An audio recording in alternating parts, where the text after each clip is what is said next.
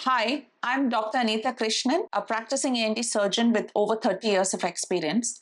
I practice at Bangalore ENT Care Centre, Kormangala. My areas of special interest are airway allergies, allergen immunotherapy, and other airway disorders. A lot of my clients come and complain about snoring, especially most of the time it's the spouses who come and say, I cannot sleep because my husband or wife is snoring. Now, snoring is not just sound.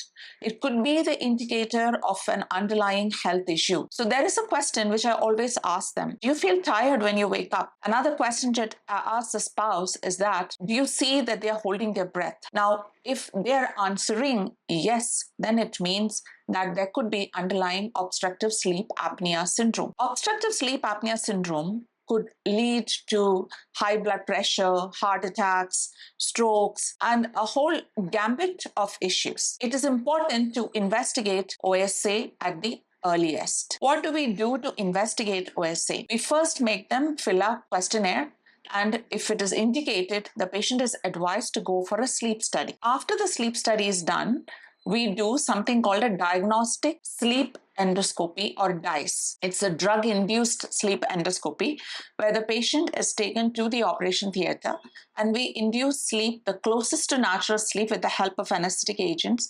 And while the patient is sleeping, we pass a flexible endoscope or a camera to see where all the obstruction is happening. On clinical examination in the clinic, we can see that there could be a deviated nasal septum or there could be a turbinate hypertrophy, which is all obstructing the nose.